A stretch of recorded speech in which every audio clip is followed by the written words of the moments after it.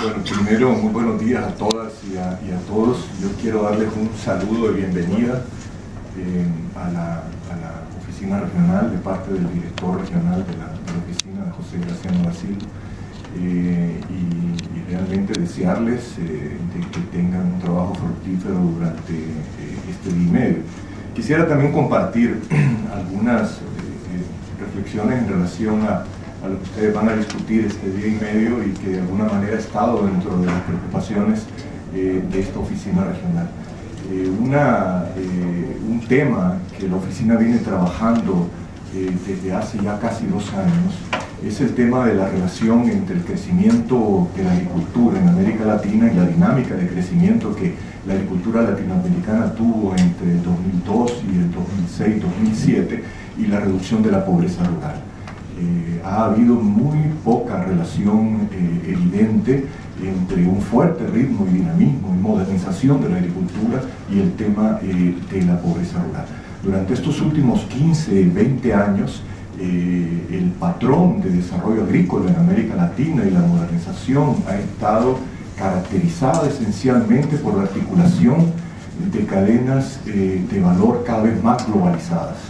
Con un patrón de concentración bastante marcado en las fases de procesamiento y de distribución al menudeo. Este proceso de concentración y de globalización, que de alguna manera está marcado por la dinámica de los mercados internacionales, ha ido imponiendo cada vez barreras cada vez mayores a espacios u oportunidades que se veían, los cuales podía insertarse la agricultura familiar a lo largo del tiempo. Hemos sido testigos en donde oportunidades que se veían en su momento de una buena o de una potencial articulación de la agricultura familiar, de alguna manera se van cerrando a lo largo del tiempo y se van creando otras. Han habido 15 o 20 años en donde la política pública, se desarma la institucionalidad pública en apoyo a la agricultura y a la agricultura familiar particularmente, y la política pública se centra en aquel segmento que es la nata de la agricultura familiar, que tiene acceso a recursos y que puede alcanzar niveles de competitividad para vincularse. Han habido esfuerzos importantes en todos los países de ver cómo incorporar las exportaciones a la agricultura familiar. Obviamente eso en un tamaño, en una escala que no le ha hecho nada a la pobreza y en donde todavía hay más temas pendientes que temas resueltos. En general, hay una tendencia, si se analiza el origen de los ingresos de los hogares rurales en América Latina, hay una tendencia a la disminución del ingreso que proviene de cuenta propia. Hay una tendencia a disminución y una transición, obviamente, en el tamaño de las fincas, de menor tamaño a mayor tamaño, algo que es absolutamente, digamos, histórico, pero esta transición de tamaño de fincas se acelera mucho con la globalización, se acelera de alguna manera, con mercados que demandan mayor calidad, mayor inocuidad, con mercados que están esencialmente orientados a los consumidores. Ahora bien, la agricultura familiar, la pequeña agricultura, se mueve en un ambiente cambiante en el cual debe enfrentar una presión por bajar precios fuertemente, principalmente en la medida en que los supermercados van tomando un mayor papel en la determinación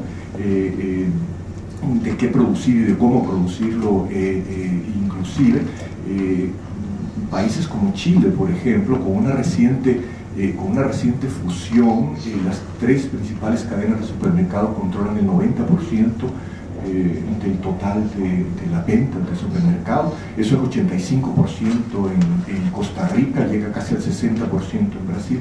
Creo que Uruguay es quizás el único caso de América Latina en donde los supermercados han tenido, digamos, un dinamismo menor. Entonces la pequeña agricultura se enfrenta con presiones enormes de reducción de precios, con una tendencia a la privatización de la investigación, a la ausencia y al vacío de extensión agrícola y ahora, digamos, a los efectos de la variabilidad climática. Ahora, hay un conjunto de cuestiones que ciertamente ustedes van a enfrentar este día y medio. ¿Cómo vincular esta pequeña agricultura a mercados dinámicos? ¿Cómo superar las ventajas y las barreras que van continuamente colocándose a que pueda haber esta vinculación? ¿Cómo mejorar la productividad? Si bien es cierto de que hoy la tecnología es más accesible, es más cara, es mucho más cara. Y la tecnología propia para la agricultura familiar es un tema pendiente. Brasil tiene una experiencia reciente de fabricación, por ejemplo, de máquinas, de tractores de pequeña escala para pequeña agricultura, pero digamos que no hay adaptación de maquinaria, de equipo, y el tema de la tecnología. Entonces, ¿cómo mejorar la productividad? Ese es otro tema, digamos, pendiente. ¿Cómo hacer que los sistemas de investigación también trabajen para la agricultura familiar? ¿Cómo hacer que la agricultura familiar realmente adopte innovaciones? Un tercer tema, y que está vinculado con esto, es el tema del financiamiento, de los servicios financieros. No es posible invertir más en agricultura familiar, adoptar innovaciones y modernizar e incorporar mientras no haya acceso a financiamiento. Muchas veces las mismas cadenas de valor tienen este servicio y está vinculado en los arreglos de coordinación, y probablemente ustedes lo van a ver.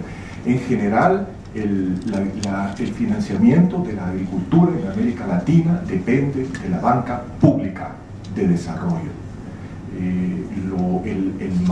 La mayor profundización financiera que se había hecho a través de la banca privada, muy tímida, se retrajo totalmente a partir de la crisis financiera del final de 2008.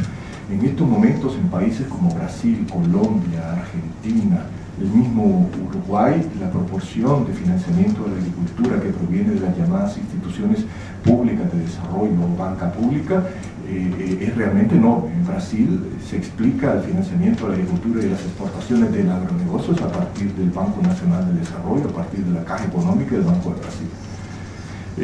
Y se está enfrentando en América Latina ahora el tema de la reconstrucción de una banca pública que tome en cuenta las lecciones de la experiencia habida durante los años 60 y 70 y tenga modelos de gobernanza y de adopción de tecnología financiera que permita ampliar el financiamiento. Entonces, el tema del financiamiento en cuanto a la articulación de pequeña agricultura a las cadenas globales es un tema fundamental y tiene que ver con el otro punto o la otra cuestión es el tema del acceso a la tierra y al agua.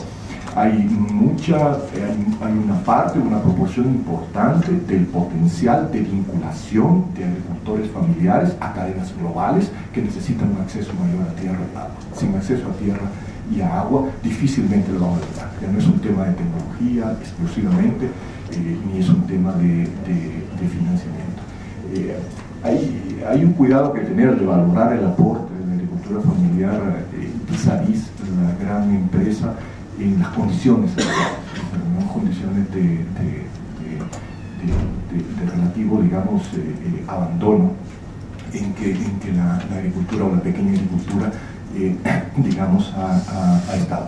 Pero este tema de acceso a tierras y agua, bueno, salió muy fuerte. Estos 2 días anteriores tuvimos un seminario donde nos acompañó Martín, fue una de las principales expositoras y debatidoras sobre el tema de la tierra, ¿verdad? Y ahí el tema de agricultura familiar y el acceso, o sea, el tema de la falta de acceso a la tierra de agricultura familiar salió como una de las aristas o de las cuestiones que se derivan de la vuelta a discutir el tema de la tierra en América Latina. Después de 20 años de estar, digamos, ausente del debate político y del debate de la política pública. Hoy, al menos en todos los países de América del Sur, el tema de la tierra está sobre el tapete. Y la otra cuestión que también ustedes van a tocar en algún momento es el tema de que uno de los principales desafíos que enfrenta este segmento es precisamente la adaptación al cambio climático. Y ahí tiene que ver con la tecnología. Da la impresión que la tecnología para la adaptación al cambio climático, particularmente que pueda tener acceso a ella la pequeña agricultura, es quizás, a nuestro juicio, no me atrevería, pero uno de los principales desafíos fundamentales que se tiene. porque normalmente la pequeña agricultura es la que posee recursos naturales en general bastante deteriorados y los que más sufren a la hora de la variedad de clima. Y finalmente, el tema del emprendedurismo.